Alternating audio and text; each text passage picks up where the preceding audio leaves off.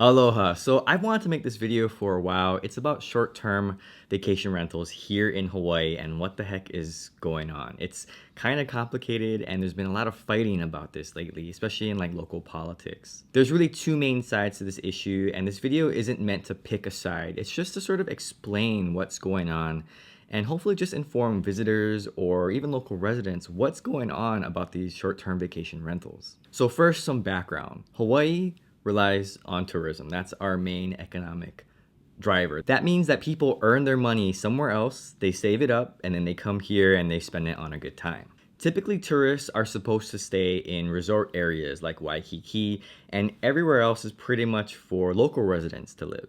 I know that each county or island has their own rules and how they regulate short-term vacation rentals, and I'm not really going to go into what each island does. But I do know that Kauai is really struggling with this issue. I know Maui has a pretty good system that they're working with certain number of permits. And the Big Island, I'm not sure what's going on there. I'm not sure if they're enforcing it, but I know it's a problem as well. But I want to talk about Oahu, since that's where most of the people live and that's where most of the people come to visit. Again, in general on Oahu, tourists are supposed to stay in the resort areas like Waikiki or like Turtle Bay in the North Shore or Ko'olina out on the west side. Everywhere else is supposed to be for locals. And this is for good reason. I mean, you don't want the whole island to be just a bunch of random hotels. So it's pretty good, and it allows at least local families to live here. I think back in the 1980s, the government gave out these permits that allowed people to sort of set up their own short-term vacation rentals outside of these resort areas. But these permits were very limited. They're basically for bed and breakfasts. And I think they estimated that there's around 800 of these left on Oahu. So unless you have one of these permits or you're inside the resort areas, it's probably an illegal vacation rental. However, with the high cost of living in Hawaii, some residents just do it anyway because they need the extra money or else they can't live here anymore. With Airbnb and other online platforms, it's becoming easier and easier to do this, and so more and more people have done it, and that's why we've seen a pretty sharp increase in recent years. Don't get me wrong, it's probably always happened, but I think they estimated that there are roughly 8,000 of these vacation rentals on Oahu, and again, this is with only 800 permits. So when you're looking at roughly 90% of the people doing this are not using a permit maybe, and it's kind of questionable whether or not they can be doing this, you kind of wonder what's going on. Again, some of these operators probably have that permit, but I'm pretty sure most of them don't.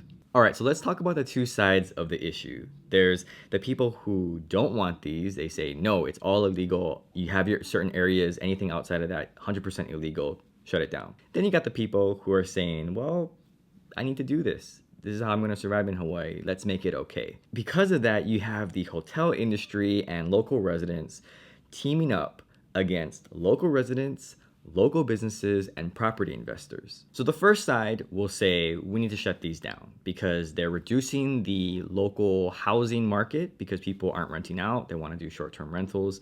And it's also changing the community. It's changing the flavor and the culture of these neighborhoods. The argument goes that why would you rent out to a local family for like $2,000 a month when you could rent it out on Airbnb for 3 or 4 times that amount per month? And because of that, then local families can't afford any of the rent and they're basically priced out. And these vacation rentals in these neighborhoods are also changing the culture of a neighborhood because it's hard to build that community when your neighbors are changing every week or every few days, and it's hard to get to know them. You know, communities and neighborhoods are supposed to be where neighbors get to know each other. Their kids grow up, they get to know each other, they play in the streets. But if you're just having tourists come and they sort of populate these neighborhoods, it's kind of hard to build that community. On the second side of the issue are people who say that we need to have this, that this is okay, because without this extra income from this rental unit, they would not be able to make it in Hawaii. Maybe they have fixed income or they had some kind of hardship financially, and so without this like supplemental income on the side, they'd have to sell and leave. Some of them pay their taxes, which helps to contribute to the overall state economy. And they also create new jobs for people to come and clean their vacation rental and then, prepare it for the next visitor. And an interesting side effect of this is that neighborhoods or towns that aren't really visited by tourists, some of the businesses have noticed that because vacation rentals are leaving the resort areas and going to other parts of the island, that their business is actually doing a lot better because the tourists are right there, right next to them. And not everyone can stay in a hotel, so by providing an alternative to where tourists can stay, at least they can come to Hawaii.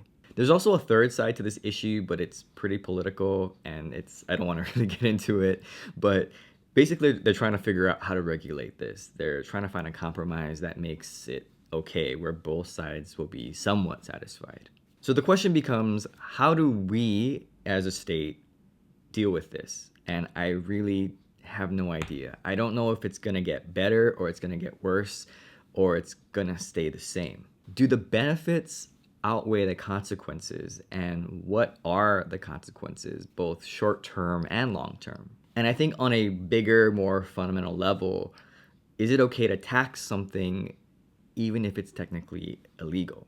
Those are things that I don't know right now, but that's, I think, where the issue stands. But I do have a message for local residents and visitors when it comes to short-term rentals in Hawaii. So to local residents, I hope that you know that this is happening right now, 2019. I know, Hawaii Five-0 just got renewed for another season, and there's some amazing restaurant where they have pastries that you gotta recommend to your friend to try. I know that, but this is also important because if you own a home already, you might have noticed that the neighbors are starting to change. If you're looking to buy a home, it's getting tougher and tougher to do that.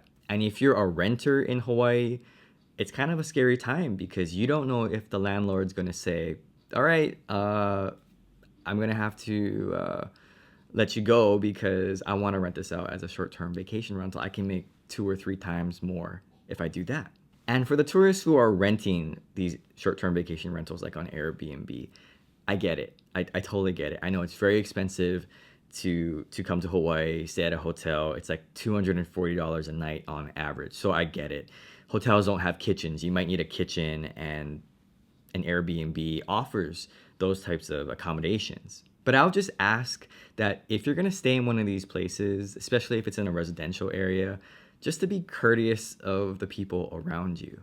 I mean, these are regular people living around you. You know, they wake up early, they get dressed, they go to a job, and they're tired and they drive in traffic. They come home and they just want to eat dinner and watch TV and go to sleep. And it's hard to do that if there's music next door and it's keeping you up all night. So basically, please be courteous and just show aloha. But that's it. That's where we are right now as a state. So thanks for watching, and aloha.